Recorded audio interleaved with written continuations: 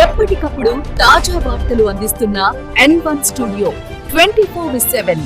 మెదక్ జిల్లా మెదక్ పట్టణంలో రామదాస్ చౌరస్తాలో సోమవారం భారతీయ జనతా పార్టీ మెదక్ జిల్లా శాఖ ఆధ్వర్యంలో తెలంగాణ ముఖ్యమంత్రికి వ్యతిరేకంగా నిరసన చేపట్టారు.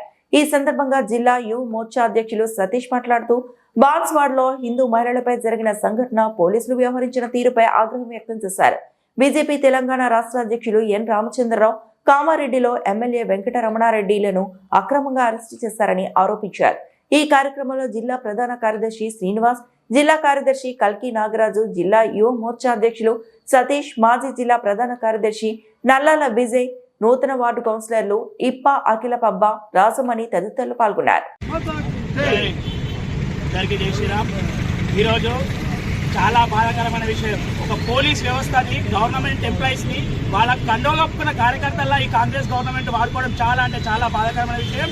బాన్స్వాడలో ఒక హిందూ మహిళపై ఆమె కొట్టకూటుకి అక్కడ సేల్స్ గర్లు అక్కడ పనిచేస్తుంటే ఒక హిందూ మహిళపై ఒక దేవుడి పాటలు పెట్టుకున్నందుకు ఒక ముస్లిం, ఒక మతోన్మాది, ఒక ఉగ్రవాది వాడొచ్చేసి అమ్మాయిని దుష్ప్రచారం చేసి ఇష్టం మాట్లాడితే ఆ హిందూ మహిళ ఒక దుర్గా మాత లెక్క చెప్పుతోటి కొట్టింది.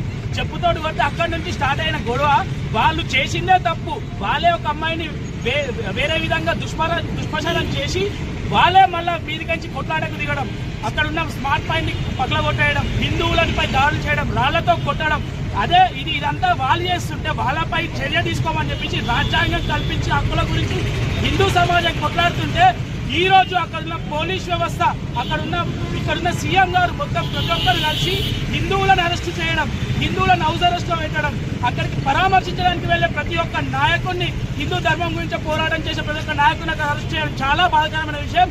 ఈ రోజు రాజ్యాంగబద్ధంగా ఓట్లేసి ఎన్నుకున్న ఒక ఎమ్మెల్యే గారిని కామారెడ్డిలో చాలా ఇబ్బందులకు గురి చేయడం, షబ్బీర్ అలీ అనే వ్యక్తి ఎమ్మెల్యే గారిపై సవాలు విసరడం చాలా బాధాకరమైన విషయం.